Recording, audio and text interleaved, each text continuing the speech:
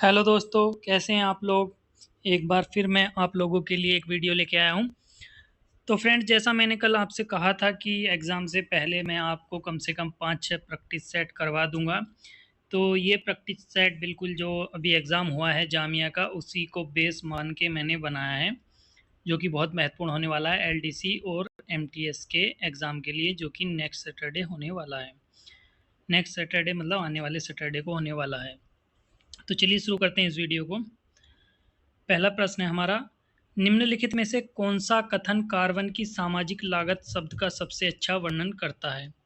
इसमें पूछ रहा है which of the following statement best describe the term social cost of carbon. मैं अभी फ़िलहाल हिंदी में ही पढ़ूंगा, बाकी जो इंग्लिश वाले बच्चे हैं वो देख लेंगे, इसलिए मैंने दोनों में बनाया है। तो इसका राइट आंसर हो जाएगा ऑप्शन नंबर ए, एक विशेष वर्ष में 1 टन CO के उत्सर्जन से होने वाला नुकसान। जल्दी जल्दी कर लेते हैं, 50 प्रश्न हैं। अगला प्रश्न है हमारा, भारत के धार्मिक इतिहास के संदर्भ में स्थाविरवादी का संबंध किससे है। तो इसका आंसर हो जाएगा हमारा ऑप्शन नंबर बी, थेरवाद बौद्ध धर्म। नेक्स्ट प्रश्न देख लेते हैं, यदि किसी विशेष पौधे की प्रजाति को वन्य जीव संरक्षण अधिनियम 1972 की अनुसूची 6 के तहत रखा जाता है तो इसका क्या निहितार्थ है। तो यदि किसी को अनुसूची 6 में रखा जाता है तो उसका मतलब यह है कि उस पौधे की खेती के लिए लाइसेंस की आवश्यकता होती है। ऑप्शन नंबर बी हमारा राइट आंसर होगा। अगला प्रश्न है, किसी अर्थव्यवस्था में मुद्रा गुणक यानी मनी मल्टीप्लायर निम्नलिखित में से किसके साथ बढ़ता है। तो ये बढ़ता है लोगों की बैंकिंग आदतों में वृद्धि के साथ। ऑप्शन नंबर सी हमारा राइट आंसर हो जाएगा। नेक्स्ट प्रश्न देख लेते हैं, उत्तर से दक्षिण की ओर नदियों का सही क्रम। तो उत्तर से दक्षिण की ओर नदियों का सही क्रम है झेलम, चिनाब, रावी, ब्यास और सतलुज। Option number A. अगला प्रश्न है, खबरों में रहने वाला भुवन भुवन क्या है। तो भुवन जो है ये एक इसरो का जियो पोर्टल है जिसमें 3D इमेजिंग क्षमताएं हैं। ऑप्शन नंबर बी हमारा राइट आंसर है। नेक्स्ट प्रश्न है, जैव प्रौद्योगिकी के संदर्भ में TALENS शब्द का क्या तात्पर्य है। तो इसका तात्पर्य है ये जो है जीन एडिटिंग टूल है, जीन संपादन उपकरण। ऑप्शन नंबर बी हमारा राइट आंसर है इसका। प्रश्न संख्या 8 देख लेते हैं, निम्नलिखित में से कौन सा काकतीय साम्राज्य में एक बहुत ही महत्वपूर्ण समुद्री बंदरगाह था। तो काकतीय साम्राज्य का महत्वपूर्ण समुद्री बंदरगाह था मोटुपल्ली। Option number B. अगला प्रश्न है, ग्लोबल रिस्क रिपोर्ट किसके द्वारा प्रकाशित की जाती है। तो ये रिपोर्ट प्रकाशित की जाती है विश्व आर्थिक मंच के द्वारा, वर्ल्ड इकोनॉमिक फोरम जिसे बोलते हैं। ऑप्शन नंबर सी हमारा राइट आंसर है। चलिए अगला प्रश्न देख लेते हैं, भारतीय इतिहास के संदर्भ में 1884 का रखमाबाई मामला किसके इर्द गिर्द घूमता था। तो इसमें हमारे तीनों वो दिए हुए हैं स्टेटमेंट और फिर मतलब ऑप्शन दिए हुए हैं। तो इसमें जो सहमति की आयु और वैवाहिक अधिकारों की बहाली यानी 2 और 3 सही है। राइट आंसर हमारा ऑप्शन बी है इसका। अगला प्रश्न है, पर्यावरण के संदर्भ में बायोमैग्निफिकेशन का तात्पर्य है। बायोमैग्निफिकेशन क्या होता है। तो इसका राइट आंसर है हमारा खाद्य श्रृंखला में प्रदूषण की सांद्रता में वृद्धि। Option number B. अगला प्रश्न देख लेते हैं, base erosion and profit shifting BEPS शब्द अक्सर किसके संदर्भ में समाचारों में देखा जाता है। तो ये होता है बहुराष्ट्रीय कंपनियों द्वारा कर चोरी पर अंकुश लगाना। Option number B. अगला प्रश्न है, निम्नलिखित में से कौन सा भारत सरकार के पूंजीगत बजट का हिस्सा है। पूंजीगत बजट की बात करें तो इसमें हमारा ऑप्शन नंबर सी, जो राज्य सरकारों को ऋण दिया जाता है वो पूंजीगत बजट का हिस्सा है भारत सरकार के।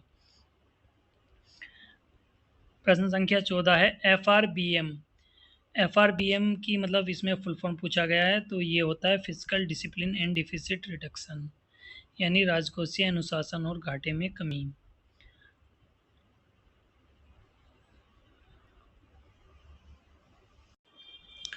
और जो हमारा ऑप्शन नंबर ए है वो होता है FEMA, foreign exchange management act बोलते हैं जिसको। अगला प्रश्न है हमारा, क्योटो प्रोटोकॉल, यहाँ क्योटो लिखा है। क्योटो प्रोटोकॉल एक अंतर्राष्ट्रीय संधि है जो राज्य दलों को कम करने के लिए प्रतिबद्ध करता है। तो क्योटो प्रोटोकॉल क्या है, ये ग्रीन हाउस गैसों के उत्सर्जन को कम करने के लिए एक प्रोटोकॉल बनाया गया था। अगला प्रश्न है, विभाजन के समय भारतीय राष्ट्रीय कांग्रेस के अध्यक्ष कौन थे? तो विभाजन के समय हमारे कृपलानी जी थे। ऑप्शन नंबर ए हमारा राइट आंसर है। अगला प्रश्न, ई कुबेर। ई कुबेर जो है ये किसके द्वारा उपयोग किए जाने वाला मंच है? तो ये आरबीआई का जो है एक पोर्टल है ई कुबेर। अगला प्रश्न है, घटनाओं का सही कालानुक्रमिक क्रम कौन सा है? तो इसमें देख लीजिए, सबसे पहले हमारा आया अगस्त प्रस्ताव, उसके बाद क्रिप्स मिशन और फिर भारत छोड़ो आंदोलन और लास्ट में आया हमारा कैबिनेट मिशन। तो राइट आंसर हमारा हो जाएगा 1, 2, 4 और 3। 1, 2, 4 और 3, यानी ऑप्शन नंबर ए हमारा राइट आंसर है। अगला प्रश्न है, ब्लू कार्बन क्या है?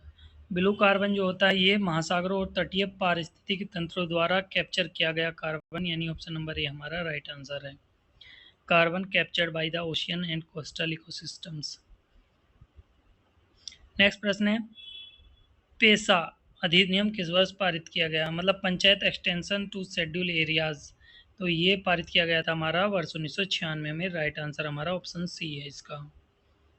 अगला प्रश्न है, भारत में प्रणालीगत रूप से महत्वपूर्ण बैंकों डी सिप्स के संदर्भ में कौन सा कथन सही है? तो ये क्या है, ये बैंक विफल होने के लिए बहुत बड़े हैं, मतलब these banks are too big to fail. मतलब अगर ये बैंक डूबे तो मतलब फिर त्राहिमाम एक तरीके से हो जाता है। ऑप्शन नंबर ए हमारा राइट आंसर है। इनमें कौन कौन से हमारे बैंक है, जैसे H D F C, I C I bank, S B I, ये सब बैंक श्रेणी में रखे गए हैं। अगला प्रश्न है, प्राचीन भारत के संदर्भ में घटिका शब्द का तात्पर्य था? तो घटिका क्या थे? ये मंदिरों से जुड़े हुए उच्च शिक्षा के केंद्र हुआ करते थे। ऑप्शन नंबर भी हमारा राइट आंसर है। अगला प्रश्न है, सोमेटिक सेल न्यूक्लियर ट्रांसफर तकनीक का उद्देश्य क्या है? तो इसका उद्देश्य है हमारा जानवरों की प्रजनन cloning, reproductive cloning of animals. Option number C हमारा राइट आंसर है। प्रश्न संख्या 24 है, इंदिरा साहनी मामला। इंदिरा साहनी मामला बहुत ही प्रचलित मामला है, तो ये था हमारा जो ओबीसी को आरक्षण दिया गया उससे संबंधित। ऑप्शन नंबर बी हमारा राइट आंसर हो जाए। नेक्स्ट प्रश्न, निम्नलिखित में से कौन सा सामाजिक पूंजी यानी सोशल कैपिटल का सबसे अच्छा वर्णन है? तो ये है हमारा समाज में विश्वास और सहयोग का स्तर। ऑप्शन नंबर बी इसका राइट आंसर। अगला प्रश्न है, अंतरिक्ष प्रौद्योगिकी के संदर्भ में कैसलर सिंड्रोम क्या है? तो कैसलर सिंड्रोम क्या होता है? अंतरिक्ष मलबे की टक्कर जिससे एक श्रृंखला प्रतिक्रिया शुरू होती है। ऑप्शन नंबर बी इसका राइट आंसर है।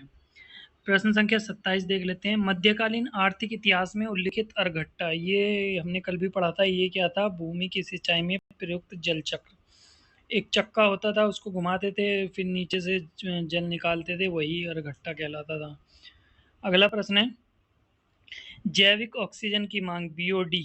बीओडी ये कल भी बताया था क्या होता है? ये जलीय पारिस्थितिक तंत्र में प्रदूषण परीक्षण, यानी ऑप्शन नंबर सी हमारा सही आंसर है। 29 को देख लेते हैं, किस संविधान संशोधन अधिनियम को लघु संविधान कहा जाता है? बहुत ही इजी प्रश्न है लेकिन बहुत इंपॉर्टेंट भी है। ऑप्शन नंबर ए हमारा राइट आंसर। 42वां संविधान संशोधन अधिनियम कब आया था? ये 1976 में। अगला प्रश्न है, मॉन्ट्रियल प्रोटोकॉल किससे संबंधित है? मॉन्ट्रियल प्रोटोकॉल आपको पता ही होगा, ओजोन परत को नुकसान पहुंचाने वाले पदार्थों को हटाने से संबंधित है। Option number B right answer है। तो फ्रेंड्स, यदि आपने अभी तक हमारे चैनल को सब्सक्राइब ना किया हो तो प्लीज़ सब्सक्राइब कर लीजिएगा और बेल आइकन को दबाना मत भूलिएगा, क्योंकि अभी रोज़ वीडियो एक आने वाली है। साथ ही इसकी पीडीएफ मैं आपको अपने टेलीग्राम आईडी पे दे दूंगा। आईडी आपको पता ही है, जो नए लोग हैं उनको बता दूं मैं, मेरी आईडी है IMMYMALIK। इतना सर्च करेंगे तो मेरी आईडी आपको मिल जाएगी, मैं वहीं पे आपको पीडीएफ सेंड कर दूंगा। चलिए अगला प्रश्न देख लेते हैं, ग्लोबल जेंडर गैप रिपोर्ट किसके द्वारा जारी की जाती है? तो ये जारी की जाती है वर्ल्ड इकोनॉमिक फोरम के द्वारा। अगला प्रश्न है हमारा, 1924 में भारतीय राष्ट्रीय कांग्रेस के बेलगाम अधिवेशन की अध्यक्षता किसने की थी? तो गांधी जी ने केवल एकमात्र अधिवेशन की अध्यक्षता की थी, वो था बेलगाम अधिवेशन। तो इसका आंसर ऑप्शन नंबर सी हो जाएगा। अगला प्रश्न है, भारत के सकल घरेलू उत्पाद की गणना के लिए वर्तमान में उपयोग किए जाने वाला आधार वर्ष है? तो यदि ऑप्शन ये आते हैं तो इसका राइट आंसर हो जाएगा हमारा ऑप्शन नंबर सी 2011-12। लेकिन अगर ऑप्शन में आ जाता है 2022-23 तो राइट आंसर हमारा 2022-23 होगा, क्योंकि अभी आधार वर्ष चेंज होके 22-23 हो गया है। अगला प्रश्न है 1927 की बटलर समिति का उद्देश्य है, तो इसका उद्देश्य था भारत सरकार और भारतीय राज्यों के बीच संबंधों में सुधार। अगला प्रश्न है निम्नलिखित में से कौन सी ग्रीन हाउस गैस नहीं है? Methane, nitrous oxide, sulphur hexafluoride या फिर आर्गन। तो आर्गन जो है हमारी ये ग्रीन हाउस गैस नहीं है। अगला प्रश्न है भारतीय इतिहास के संदर्भ में गदर पार्टी की स्थापना। तो गदर पार्टी की स्थापना सबको पता ही है किसने की थी, लाला हरदयाल जी ने। ऑप्शन नंबर बी हमारा राइट। अगला प्रश्न है मुद्रा और वित्त रिपोर्ट किसके द्वारा प्रकाशित की जाती है? तो report on currency and finance ये आरबीआई के द्वारा प्रकाशित की जाती है। अगला प्रश्न है कौन सा मौलिक अधिकार नागरिकों और विदेशियों, इसमें ये वाला वर्ड नहीं आएगा, दोनों को उपलब्ध है। तो ये जो है हमारा कौन सा है? अनुच्छेद 21। अनुच्छेद 21 जो है वो नागरिकों और विदेशियों दोनों को उपलब्ध है। अगला प्रश्न है बायोलुमिनेंस जीवों में देखी जाने वाली एक घटना है, तो जहाँ प्रकाश उत्पन्न होता है, तो कैसे उत्पन्न होता है? ये रासायनिक प्रतिक्रियाओं के द्वारा, केमिकल रिएक्शंस के माध्यम से इसमें प्रकाश उत्पन्न होता है। ऑप्शन नंबर बी हमारा राइट आंसर हो जाएगा। नेक्स्ट प्रश्न देख लेते हैं वाईकोम सत्याग्रह, बहुत ही इंपॉर्टेंट प्रश्न है। किसके लिए था ये भी याद रखना वर्ष और क्यों था ये हुआ था। ये अछूतों के लिए मंदिर प्रवेश। ऑप्शन नंबर बी हमारा राइट आंसर हो। नेक्स्ट प्रश्न देख लेते हैं भारतीय अर्थव्यवस्था के संदर्भ में ओपन मार्केट ऑपरेशंस ओएमओ का तात्पर्य क्या है? तो इसका तात्पर्य होता है आरबीआई द्वारा सरकारी प्रतिभूतियों की खरीद और बिक्री। Option number B right answer है। अगला प्रश्न जीन स्प्लिसिंग में डीएनए के टुकड़ों को जोड़ने के लिए किस एंजाइम का उपयोग किया जाता है? तो ये किया जाता है डीएनए लाइगेज। अगला प्रश्न भारत द्वारा विकसित चाबहार बंदरगाह किस देश में है? तो चाबहार बंदरगाह जो है ये ईरान में स्थित है। Option number B. अगला प्रश्न है आज़ादी से पहले पुडुचेरी किस यूरोपीय शक्ति का उपनिवेश था? तो पुडुचेरी जो था वो फ्रांसीसी शक्ति का उपनिवेश था। ऑप्शन नंबर सी इसका राइट आंसर। अगला प्रश्न है हमारा कौन सा भारत में प्रत्यक्ष कर है? तो जो डायरेक्ट कर है कौन सा है? तो ये होता है कॉर्पोरेट टैक्स यानी निगम कर। Option number C. अगला प्रश्न ब्लू बेबी सिंड्रोम पीने के पानी में किसके संदूषण के कारण होता है? तो ये भी बहुत इंपॉर्टेंट प्रश्न है, ये होता है हमारा नाइट्रेट के कारण। Option number C. अगला प्रश्न यूनिफाइड पेमेंट्स इंटरफेस किसके द्वारा विकसित किया गया था? तो यूपीआई जो है किसके द्वारा विकसित किया गया था? ये किया गया था एनपीसीआई मतलब national payments corporation of India. हमारा 48वां प्रश्न है हमारा 1817 के पाइका विद्रोह के नेता कौन थे? तो इसमें पाइका विद्रोह भी याद करना है कब हुआ था और नेता कौन थे। तो इसके नेता थे बख्शी जगबंधु। अगला प्रश्न देख लेते हैं सरस्वती सम्मान प्रतिवर्ष किस क्षेत्र में उत्कृष्ट कार्य के लिए दिया जाता है? तो ये दिया जाता है साहित्य के क्षेत्र में उत्कृष्ट कार्य के लिए। अगला प्रश्न है वायुमंडल की किस परत में ओजोन मंडल मतलब ओजोन परत होती है? तो ये कौन सी परत में है? ये है हमारी स्ट्रेटोस्फियर मतलब समताप मंडल में। राइट आंसर हमारा इसका ऑप्शन नंबर बी हो जाएगा। तो फ्रेंड्स ये थे 50 प्रश्न। तो कैसी लगी ये वीडियो? यदि वीडियो आपको अच्छी लगी हो तो प्लीज़ लाइक कीजिए, शेयर कीजिए और ज़्यादा से ज़्यादा हमारे चैनल को सब्सक्राइब कीजिएगा। इसके अलावा यदि किसी के पास सेक्शन ऑफिसर का पेपर हो तो प्लीज़ मेरी आईडी जो कि मैंने आपको बताई है ऊपर उस पर भेज दीजिएगा ताकि मैं उसको भी एनालिसिस कर सकूँ।